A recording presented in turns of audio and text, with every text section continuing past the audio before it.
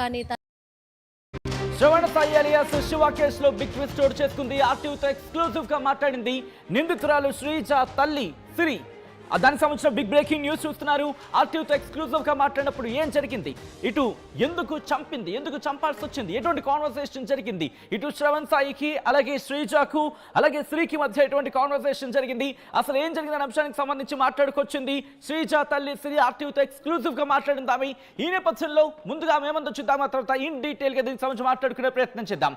శ్రీజ తల్లి సిరి ఆర్టీవీతో ఎక్స్క్లూజివ్ గా మాట్లాడుతూ శ్రవణ్ ను నేను చూడటం రెండోసారి మాత్రమే అంటూ ప్రారంభించింది. అసలు ఇంతకీ ఇంకా ఏముంది ఇప్పుడు చూద్దాం. ఏం జరిగింది అనేది మాట్లాడదాం. ఎలా జరిగిందని చెప్తాను. ఓకే, ఇప్పుడు నేను పిలిపించానని చెప్తున్నాను. అది నాకు అసలు వాడు శ్రావణ్ అనేవాడే. ఇది నేను సెకండ్ టైం చూడటం.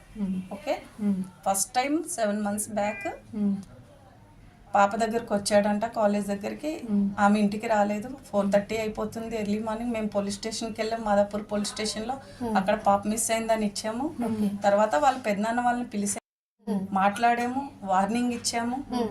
ఓకే, వాడేదో పెద్ద క్యాస్ట్ అది ఇది అని అంటున్నాడు. వాడి క్యాస్ట్తో నాకు పని లేదు.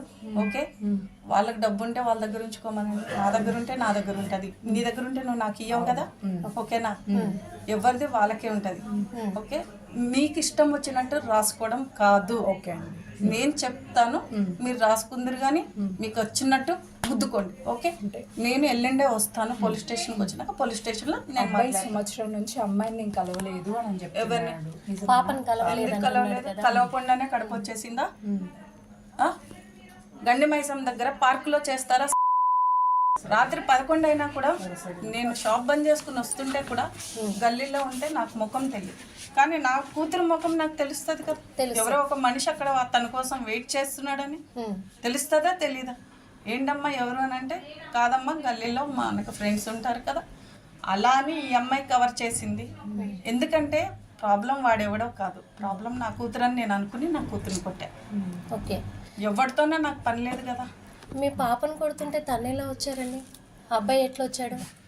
యాక్చువల్గా అది ఎక్స్ప్లెయిన్ చేయమని. అంటే మామూలుగా తనకు తెలియదు కదా, మీ పాప మీద మీరు సీరియస్ అవుతున్నారు కదా, అంటే తను ఎందుకు వచ్చాడు అని. నా పిల్లని నేను కొట్టుకుంటే నాకు ప్రాబ్లం కాదు కదా. అవును, అవునా? ఎస్, నా కూతుర్ని కొట్టుకుని నా కూతుర్ని కొట్టుకున్నా నాకు ప్రాబ్లం. నేను చెప్తాను. పాప కండిషన్ ఎలా ఉంది? పాప కండిషన్కి ఏమన్నారు డాక్టర్లు? పాప కండిషన్ ఎలా ఉందన్నారు? చెప్తాను అన్నారు, ఇంకా చెప్పలేదు. రైట్, అది ఆ కాన్వర్సేషన్ కి సంబంధించి ఇంకా కాన్వర్సేషన్ చూసే ప్రయత్నం చేద్దాం. శ్రవణ్ సాయి కేసులో బిగ్ అప్డేట్ గురించి మనం మాట్లాడుకుంటాం. కొద్దిసేపటి క్రితం